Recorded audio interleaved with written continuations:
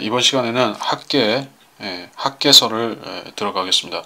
학계서는 2장으로 장과 절수가 많지 않기 때문에 두 번 강의로 끝날 수 있습니다.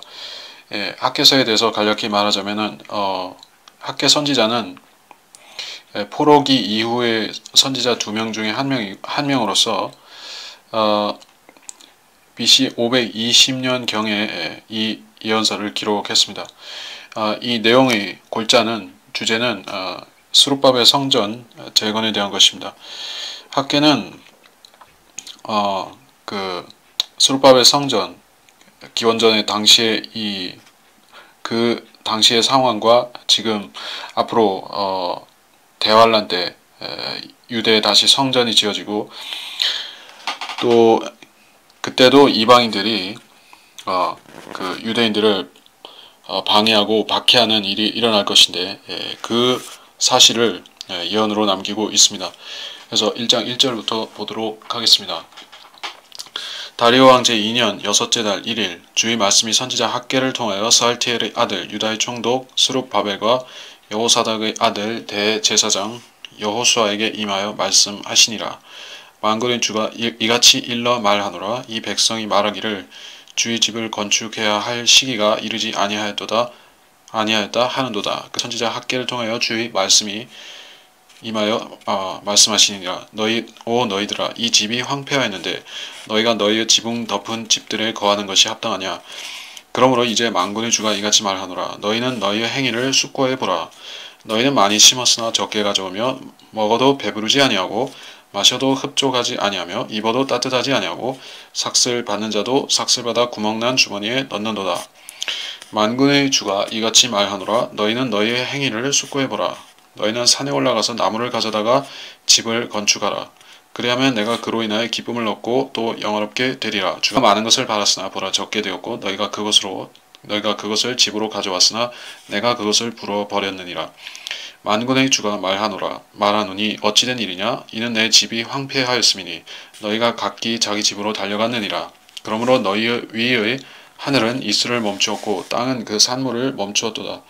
내가 가뭄을 불러 땅과 산들과 곡식과 새 포도주와 기름과 땅이 내는 소출과 사람들과 가축과 손으로 수고하는 모든 일에 임하게 하였느니라.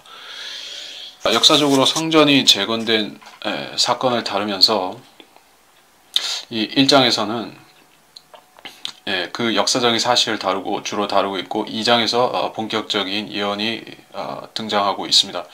1장에서 다리오는 그 페르시아 제국을 그 바빌론을 정복한 메데인 다리오가 아니라 여기서 나타난 다리오는 나중에 나타난 페르시아 왕입니다. 그래서 이 성경에는 3명의 다리오가 등장하는데 다니엘서에 나오는 메데인 다리오가 있고 에스라 4장 24절에 등장하는 페르시아 왕 다리오가 있습니다. 그리고 느헤미야 12장 22절에 등장하는 또 다른 다리오가 있습니다. 학계에 등장하는 이 다리오는 에스라 4장 21절 23절에서 아탁세르세스가 중단시킨 예루살렘 성전 복원을 에스라 4장에서 6장 사이에서 다시 시작하라고 명령하는 그 다리오 왕입니다. 스룹바벨은 누구인가? 그 유다의 총독인 페르시아 왕이 임명한 유다의 총독입니다. 그곳에는 이 유대 땅에는 그때 독립국가 나라가 없었고 그 페르시아의 식민 통치하에 있는 그런 상태였던 것입니다. 그래서 그 페르시아 왕은 유다인 총독을 스룹바벨을 총독으로 임명해서 거기를 위임 통치를 하게 했던 것입니다. 그래서 이 땅은 그 당시에 팔레스타인이라고 불리지 않았었고 팔레스타인이라는 이름은 로마 사람들이 나중에 기원 후에 로마 사람들이 그것을 팔레스티나라고 불러서 지금의 지명이 팔레스타인이 된 것이죠. 그래서 그곳에 사는 사람들을 팔레스타인 사람이다 라고 하는데 사실 인종적으로나 역사적인 배경으로서나 그들은 어떤 팔레스타인 독립국이라는 형태나 그런 민족이 없었기 때문에 그런 것을 주장할 수 있는 근거가 없는 것입니다. 역사적으로 그 땅에서 확실하게 나라를 이루고 살았던 민족은 유대인들인 것이에요. 그래서 여기서 유대족 스룹바벨이 대제사장 여호수아와 함께 이 성전 재건을 완수했던 그 인물인 것입니다. 여러분이 여기서 성전 재건에 대해서 말씀하고 계신데, 이 성전은 유대 성전이죠. 오늘날 지금 신약 시대에는 성전이 따로 없고, 건물 성전이라는 것이 따로 없고, 믿는 자 예수 그리스도를 구주로 믿어서 성령이 내주하는 그 사람의 몸이 그런 육신이 성전을 역할을 하고 있는 것입니다. 성전인데, 이때 당시에는 거듭난 사람이 없었죠.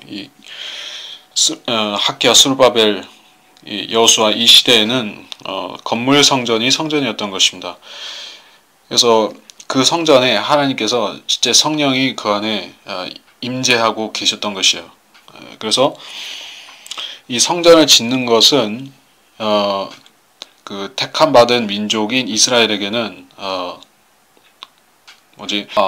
왕을 세우는 것보다, 혹은 그 도시를 세우는 것보다, 수도를 복원하는 것보다, 예루살렘 성을 복원하는 것보다 그게 더 크게 중요한 것이 바로 이 성전 재건이었던 것입니다. 그래서 유대인들은 본토로 돌아갔을 때 가장 먼저 이 성전부터 재건하려고 착수했었는데, 이방인들이 그들을 모함하고 방해했던 것이죠. 그래서 성전 재건이 늦춰졌습니다.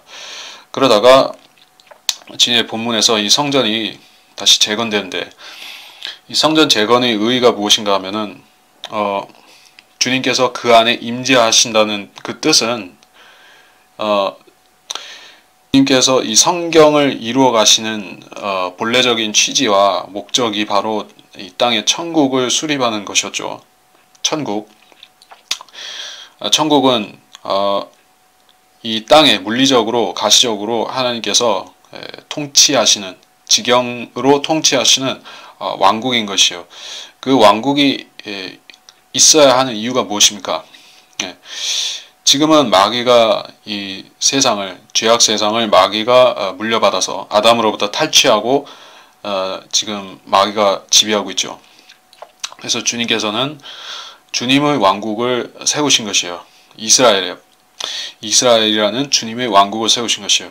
그래서 그 왕국의 수립과 그 왕국을 통해서 주님께서 메시아 왕을 주셔서 결국에 요한계시록에 또 다니엘서에 예언된 대로 최종적으로 이 세상을 통치하는 마귀를 이 무저갱으로 끝없는 구렁으로 보내고, 이 땅에 변치 않는, 무너지지 않는 하나님의 왕국으로 예수 그리스도를 통해서 하나님의 왕국을 세우시는 것입니다. 자, 이것이 성경의 시종일관된 성경의 주제라고 말할 수 있는 것이에요. 그래서 그 성경을 이루기 위한 수단이 바로 예루살렘 성전인 것입니다. 성전이 있어야 이 성경이 이루어지죠. 어떤 성경의 예언들이 이루어지는 것이죠. 이 성전과 관련된 예언들이 이루어져야 그래야 주님께서도 재림하시고 또 주님께서 통치하실 수가 있는 것입니다. 성전은 그래서 이 땅이 하나님께 돌려지고 회복되는 것과 관련해서 아주 중요한 것이다. 성전이 없어졌다는 것은 지금 이 땅이 마귀의 지배를 받고 있다는 바로 현실적인 증거를 보여준다는 것입니다. 마귀가 이 세상 왕이다, 공중 권세를 잡은 자라고 성경은 알려주는데, 마귀는 우리가 알다시피 눈으로 보거나 우리가 어디서 마귀라는 존재를 우리가 직접 어디서 볼 수가 없죠. 그래서 사람들은 마귀를 어떤 동화나 신화나 전설에 나오는 존재로 생각하려고 하지만은, 전설 속의 용도 그렇고 모두 전설로 생각하고 어떤 악한 추상적인 악으로 생각하려고 하는데, 그러나 마귀는 하나님께서 인격적으로 실존하시는 삼위일체이신 것과 마찬가지로 마귀도 실존하는 악한 인격적인 영인 것입니다. 그래서 그는 하나님의 계획을 해방하는 것이 바로 이스라엘을 통해서 하나님께서 이 땅을 통치하시는 하나님의 계획을 해방하는 것이 지금 마귀가 하고 있는 6천년 동안에 이 메시아를 통해서 이루시려는 이 일을 해방하여 왔던 것이 마귀가 했던 일입니다. 2절에 주의 집을 건축해야 할 시기가 이르지 아니하였도다. 그래서 이 사람들은 바벨론 포로에서 70년 포로 생활에서 이제 귀환해서 성전을 지으려고 했는데 성전을 짓는 것이 가로막혔습니다. 그래서 그 성전 짓는 것은 보류한 채로 그 땅에 정착해서 일단 다시 그 땅을 일구고 다시 목축을 하고 땅을 일구고 살려고 하는데 의도대로 잘 되지 않는 것입니다. 세상 민족들은, 다른 민족들은 그냥 자연적으로 다 할 수가 있습니다. 주님께서 그 보편적인 자비라고 부르는, 우리가 신학적으로 그렇게 부르죠. 믿는 사람에게도 믿지 않는 사람에게도 하나님께서는 비와 햇살과 비를 주신다. 이것이 바로 보편적인 자비죠. 이방인들은 모두 그 자비 아래서 살고 있습니다. 그러나 이스라엘은 좀 더 특별한 것입니다. 그들은 그들이 살아갈 그 땅조차도 스스로 선택하는 것이 아닙니다. 하나하나 행동 거지에서부터 그들이 무엇을 먹고 무엇을 입고 또 어떤 생활 방식 이런 것까지도 모든 것을 하나님께서 지명하신 대로만 살아야 되는 것이요.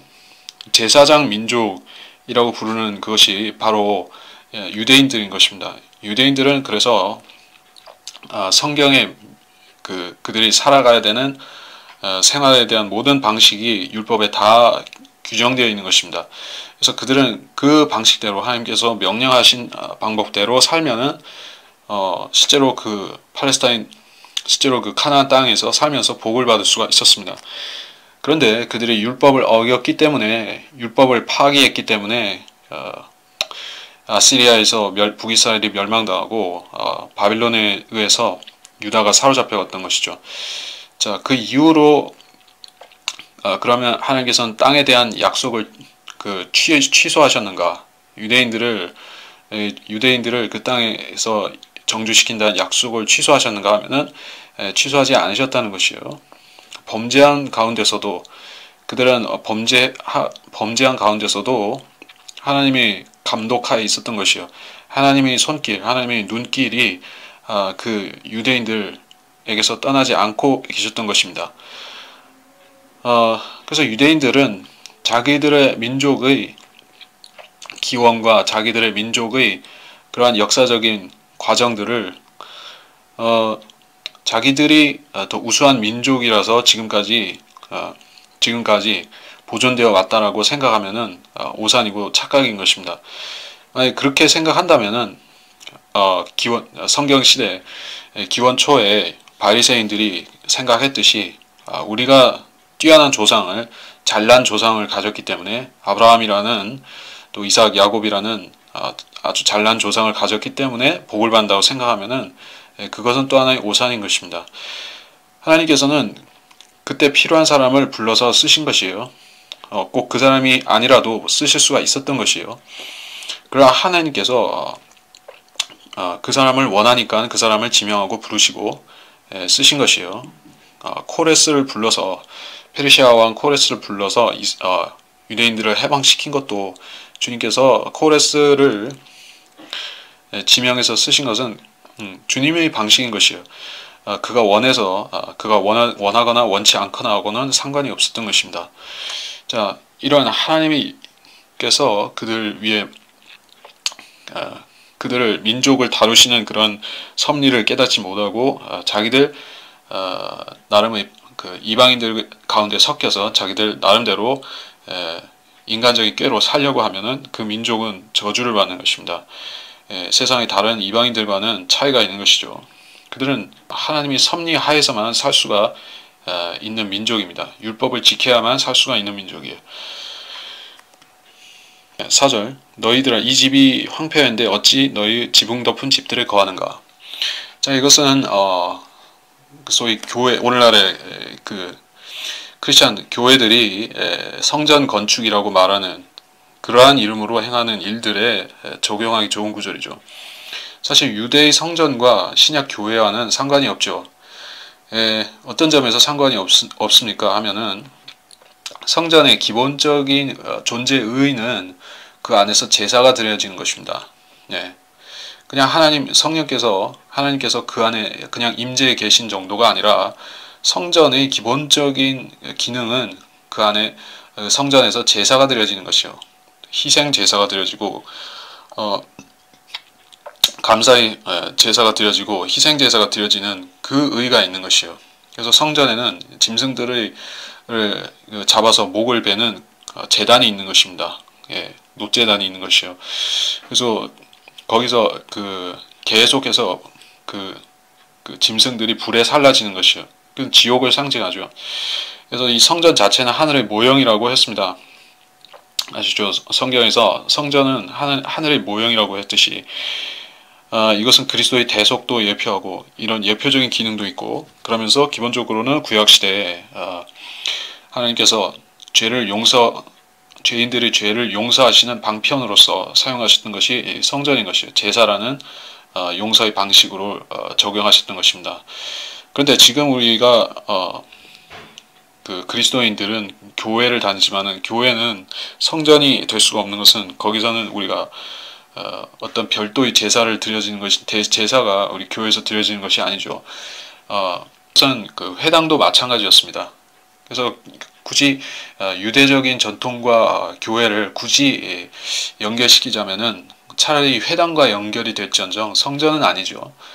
근데 이상한 것이 많은 제독교회들이 성전 건축, 그 성전 봉헌 이런 식으로 표현을 한다 할지라도 자기들 교회를 회당이라고는 안 하는 것 같다는 얘기입니다. 그거는 생각해보면 참 아이러니한 일이 아닐 수가 없습니다. 그래서 왜 그러냐 생각해보면은 회당이라는 것은 성전이 없으니까, 성전에서 섬길 수가 없으니까 그 이방의 각처에 흩어진 유대인들이 임시방편적으로 하나님을 섬겨야 되니까 회당이라는 장소를 지정해서 거기서 일종의 성경 강론도 하고 기도도 하고 예배를 보는 그런 장소로 만든 것이 성전이 아니라 회당인 것이요. 시나고그라고 하죠. 그래서 이 회당은 유대인이 사는 곳 어디에나 가면은 다 있는 것입니다. 지금 미국이나 유럽이나 아시아에도 유대인들이 모여 사는 곳에는 다 회당이 있습니다. 그 회당이 차라리 교회와 비슷하다고 볼 수가 있죠. 그래서 사도 바울은 유대인들한테 가서 복음을 전할 때 제일 먼저 회당에 들어가서 거기서 복음을 전했던 것입니다. 그래서 초대 기독교는 회당과 관련이 많이 있었고, 물론 성전에 가서 경배드리는 경우도 있었지만 이런 것들이 섞여 있었습니다. 그런데 특히 이 성전은 제사를 드리는 것이 위주가 되는 곳이기 때문에 우리가 지역 교회를, 자기가 다니는 지역 교회를 건물 성전이라 부르면은 상당히 무식한 소리가 되는 것이에요. 그 성전이 아니죠. 자기 몸이 성전이죠. 우리 몸을 통해서 우리가 하나님께 감사의 제사를 드릴 수가 있죠. 그럼 우리 몸이 성전이 되는 것이에요.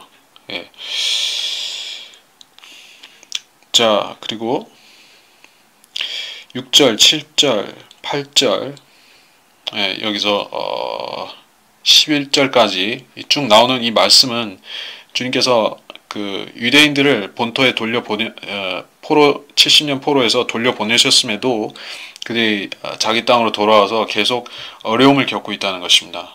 주변 이방인들의 어떤 침략으로 어려움을 겪는 것이 아니라 다른 어려움인 것이요. 하나님이 축복을 받지 못하고 있다는 것입니다. 외적으로부터 지금 어떤 괴롭힘을 당하기는 전입니다. 역사적으로 그 후에 헬라 제국이 생긴 이후에 그 시리아 시리아가 계속해서 또 이집트가 그 남쪽에서 유다를 많이 괴롭혔죠. 예, 특히 안티오쿠스 에피파네스가 시리아 왕이 와서 유대인들을 많이 죽이고, 그때 마카비 형제가 반란을 일으켰었죠. 자, 그 전입니다. 그러므로 이때는 아직 유대인들이 그렇게 외적으로부터 큰 위협을 당하는 것은 아닙니다. 바빌론도 멸망했고 아시리아도 멸망했고, 이제 페르시아 제국이 이 지역을 지배하고 있는데, 페르시아 제국은 그 특성이 보면은 상당히 지방자치적인 것이 강합니다. 물론 절대 군주의 권력을 강조하지만은 페르시아 제국이 그 지배 체계를 보면은 그 영역이 판도가 페르시아 제국의 판도가 그 고대 어떤 제국보다도 더 크죠. 이집트, 아시리아, 시리아, 그리고 바빌론, 이런 제국들보다도 훨씬 더 큰 것이요. 영역의 크기 자체로 보면 로마 제국보다도 더 클 수도 있습니다. 로마 제국에 거의 비슷할 정도로 큰 것이에요. 이 페르시아 제국이. 자, 그렇기 때문에 상당히 이 지방의 그 토착민들을 그렇게 억압하지 않았던 것입니다. 억압하지 않고 자치를 상당히 폭넓게 보장해 주었었던 것이다. 그럼에도 불구하고 지금 유대인들은 하나님께서 축복하지 않으셔서 그 땅을 메마르게 하셔서 지금 어려움을 겪고 있는 것입니다. 근데 그 이유가 무엇인지를 이제 주님께서 선지자 학개를 통해서 그 유대인들에게 알려주시는 것이요. 그들은 성전 짓는 것을 깜빡 잊어버리고 있었던 것입니다. 이것은 심각한 일인 것이요. 내주하는 성령이 그 사람 안에 있어서 이런 고민이나 이런 어려움을, 이런 걱정을 할 필요가 없는 사람들이 지금 우리죠. 그러나 이때 사람들은 성령이 안에 내주하면서 모든 것을 알려주신다든지 제사를 더 이상 드릴 필요가 없다든지 이런 우리와 같지 않죠. 그래서 이 사람들은, 특히 유대인들은 성전이 없으면 안 되는 것입니다. 하나님께서는 성전을 중심으로, 성전을 통해서 그들에게 역사하시고 말씀하시기 때문에 그들이 그 성전 짓기를 포기하고 나태해져 있으니 주님께서 그들을 치시고 또 선지자를 통해서 말씀하셨다는 것입니다.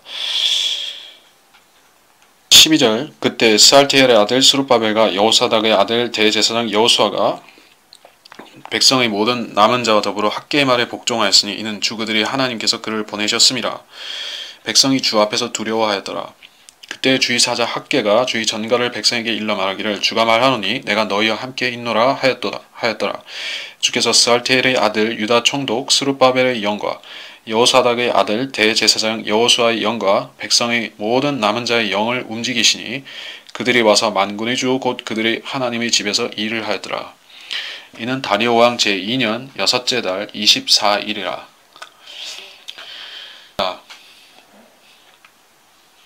이런 성전을 짓기로 다시 마음을 다잡았습니다. 그때의 성전은 솔로몬 성전이 허물어졌던 그 자리에 다시 지었던 것이요. 그것은 현재 현재 예루살렘에는 그 바위돔 사원이라고 하는 모슬렘 사원이 그 위치에 세워져 있죠. 그러나 이 자리에는 예전 솔로몬 성전이 있었고, 솔로몬 성전이 있기 전에도 다윗 시대에도 성소가 있었던 것이에요. 거기 성막이 있었던 장소인 것이에요. 그리고 그 후에 다시 스룹바벨 시대에 와서 성전을 다시 세웠고, 또 헤롯 시대에 와서 성전을 더 크게 웅장하게 증축했었던 것입니다. 그리고 나서 AD 70년에 로마군이 점령하면서 파괴되어서 지금은 성전이 없어졌습니다. 거의 남지 않고 없어진 것이에요. 그리고 마호메트가 모슬렘을 그 지역의 모슬렘의 영역으로 만들면서 거기에 모슬렘 성지화 시킨 것이에요. 이 모슬렘이라는 종교는 그 유대교와 상당히 관련이 깊은 종교라고 볼 수가 있죠. 물론 캐토릭과도 상관이 있지만은 유대교에서 상당히 많은 부분을 카피를 한 것입니다. 그래서 자기들이 그 유대인 대신에 그 예루살렘에 대한 정통성, 자기들의 그 주인이라는 정통성을 주장하기 시작한 것이에요. 그들이 우연히 그렇게 했던 것이 아닙니다. 예. 그래서 마귀 이 악령의 인도를 받는 자들이기 때문에 그런 악령이 시키는 그런 의도가 무엇이냐면은 그 땅을 유대인들에게서 빼앗아서 그 이방인들이 차지하게 만들려는 것입니다. 주님께서 거기에 오셔야 되죠. 물론 AD 1000년 이전에 있었던 일이지만은 주님께서는 결국 그 땅에 오셔서 신정국가를 수립하셔야 되는 것입니다. 그것이 성경에 약속된 예언입니다. 근데 그 예언을 무산시키려면 가장 좋은 방법은 이 구약 성경을 믿는다고 자처하는 그런 사이비들이 나타나서 그 땅을 자기들의 소유로 삼아버리고 유대인을 쫓아내게 만드는 것입니다. 그래서 그들은 유대교를 흉내내지만은 사악한 자들이고 거짓 유대인들인 것입니다. 역사 속에 교회 시대의 역사 속에서 유대인을 자처하거나 또 유대인이 그러한 유대인이 권리를 주장하거나 이런 자들이 카톨릭도 있었지만은 카톨릭도 있고 무천년 여러 가지 악한 자의 부류들이 있지만은 그 중에서 가장 유대인들에게 가장 많이 피해를 주고 가장 많이 그들을 박해하고 이것은 거의 카톨릭과 비슷할 수준이라고 볼 수 있는데 그것이 모슬렘인 것이에요. 그리고 현재는 카톨릭보다도 훨씬 모슬렘이 유대인을 많이 박해하고 있죠. 그래서 이들은 우연히 생긴 종교가 아니라 마귀가 심어놓은 것이다. 그래서 성전을 세우지 못하게 하려고 하는 것은 그것은 마귀가 방해하는 것이었습니다. 그래서 성전을 짓기로 결심하니 이제 유대인들은 다시 그 영이 고무된 것이요. 여기 설명하고 있듯이 14절에서 그 우두머리에서부터 백성의 우두머리에서부터 관원들과 그 하층민들까지 전부 한 마음이 된 것이요. 그들의 영을 움직이시니 자 이렇게 말씀하고 있죠. 그래서 우리가 신학적으로 올바로 말하자면은 사람이 영과 혼과 몸으로 지어졌는데 그 영과 혼과 몸이 타락한 이후의 상태가 지금 영이 죽었다라고 말하고 있습니다. 영이 죽었고 혼은 육신과 붙어버렸다 이렇게 말합니다. 공이나 농구공과 같이 공이 외피가 있고 내피가 있고 안에 그 바람이 차 있는데 타락했더니 그 바람이 쭉 빠져서 쭈글쭈글해진 공과 같이 되었다 이렇게 묘사를 하죠. 마치 사람의 그 타락한 죄인의 상태를 그렇게 비유하는 것이에요. 그러면은 사람이 영이 완전히 소멸되어져 있는가 이 뜻이 아니죠. 영이라는 것은 표현상으로는 소멸된다 이렇게 말할 수가 있습니다. 어디에 그 사도 바울도 성령을 소멸하지 말라라고 말씀했죠. 성령을 소멸. 데살로니가 전서 5장 19절인데 신약 성경에서 성령을 소멸한다는 표현이 여기에 한 구절에 등장하는데 사람들이 잘 모르는 것이에요. 어떻게 하는 것이 성령을 소멸할 수 있는가? 그래서 구원을 잃어버린다고 생각하는 사람들은 이것을 가지고 성령이 떠난다. 즉 그 사람이 그 구원받은 사람 안에 원래 성령이 내주하셔야 되는데 쭉 내주하시는 것이 아니라 범죄하면 죄인이 그 구원받은 사람이 아주 어떤 악한 죄를 짓고 그 하나님을 모독하면 또 아니하면 그를 떠나신다 이렇게 해석하는 것이요. 그거는 물론 아니죠. 그럼 어떻게 소멸될 수 있는가? 성령은 마치 역사하시는 그런 방식이 물로도 비유되고 불로도 비유되고 또 바람으로도 비유가 되는 것입니다. 가장 그 보편적인 비유로는 바람이죠. 바람입니다. 성령께서는 공기나 바람과 같은 것이에요. 이 공기라는 특성은 이것의 특성은 그 온도에 따라서 팽창 수축을 하고 그것은 물보다도 더 많이 수축하죠. 많이 확장되고 수축하고 또 완전히 그 소멸된 것처럼 보일 수 있지만은 실제로 소멸되지는 않는 것이에요. 그래서 축구공에서 바람을 그 안에 있는 바람을 빼고 쭈글쭈글해지면은 그 안에 바람이 있습니까 없습니까 하면은 바람이 완전히 없어지지는 않습니다. 바람이 조금 남아 있죠. 그 쭈글쭈글해졌더라도 그 안에 바람이 조금씩 있습니다. 진공 상태는 아니라는 얘기예요. 예, 그 진공 상태는 될 수가 없죠. 자, 타락한 죄인도 마치 바람 빠진 축구공이나 이런 농구공이나 배구공이나 이런 것과 같지만은 완전히 안에 이 바람이 없는 진공 상태는 아니라는 얘기예요. 사람 안에 영이 있습니다. 여러분도 구원받은 사람의 경우에는 성령이 계시고 또 자기 영도 있지만은 구원 안 받은 사람도 자기 영이 있습니다. 근데 그 영적인 상태가 마치 그 바람 빠진 그 공과 같은 그런 것이지 영이 소멸됐다는 것이 아닌 것이에요. 그래서 구약 시대에 보면은 이 성경에 사람의 영을 이렇게 하나님께서 사람의 영을 움직이신다. 또 그 사람의 영이 무엇을 그 느끼고 무엇을 그 영으로 무엇을 감지하고 뭐 이런 말들이 많이 나오는 것이에요. 영이 활동을 안 한다 이렇게 보지는 않는 것이요. 영은 활동을 하고 약간 기능을 할 수가 있습니다. 그런데 그렇다면은 우리가 거듭난 사람이 영이 거듭난 사람이 우리한테 작용하는 우리한테 작동하는 이 영의 작용은 상당히 다르다는 얘기를 해야 되겠죠. 우리는 구약시대에 거듭나지 않았던 죄인들이 그 영의 상태와 우리의 영의 상태는 다르다는 것입니다. 자, 이거를 깊이 있게 말하자면은 상당히 어려운 문제가 될 수 있습니다. 그러나 요한복음 3장에 입각해서 우리가 본다면은 예수님께서는 분명히 구약 시대에 사람들이 거듭나지 않았다라고 확실하게 말씀해 주신 것입니다. 구약 시대에는 거듭남이 알려져 있지도 않았고 거듭날 수도 없었습니다.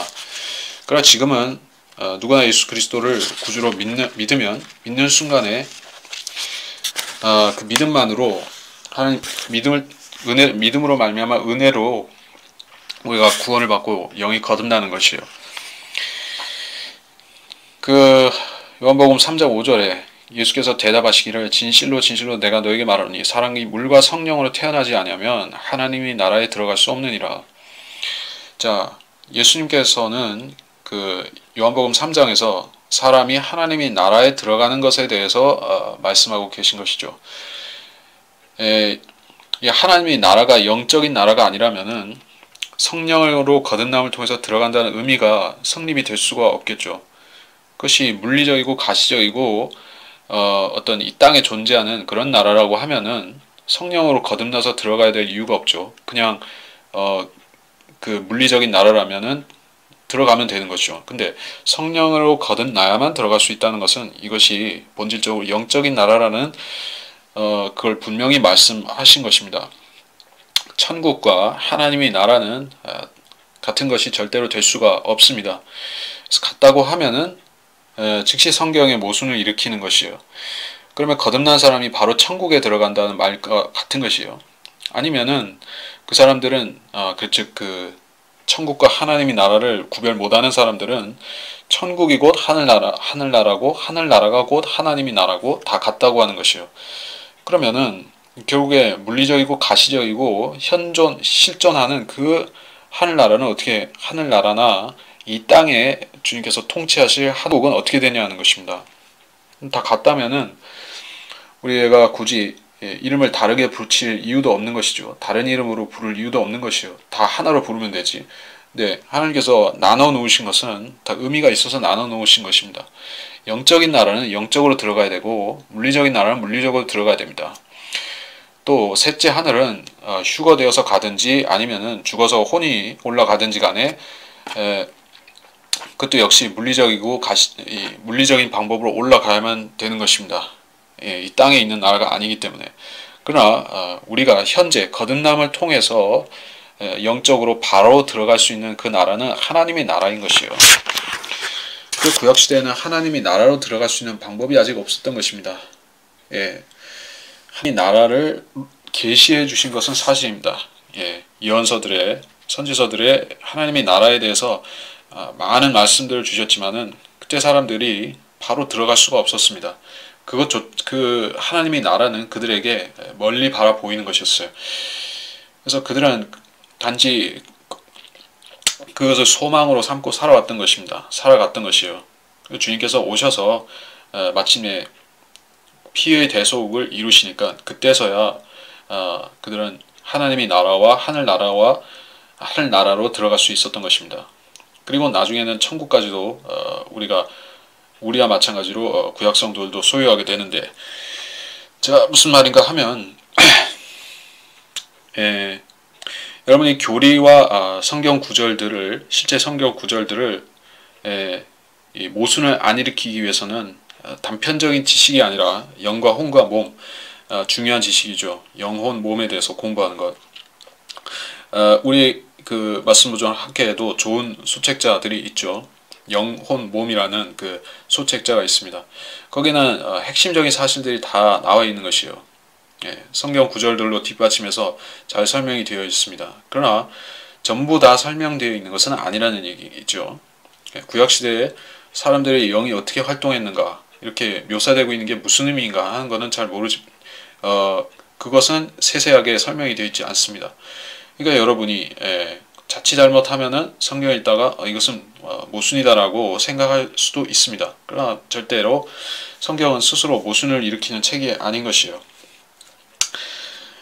분명히 아담이 타락하면서 사람의 그 원래 타고난 영혼 몸의 조화된 형상은 파괴가 된 것입니다.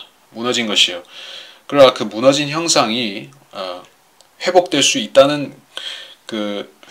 있기 때문에 우리가 그 파괴된 이 상태로 우리가 거듭나기 전까지 쭉 살아왔던 것은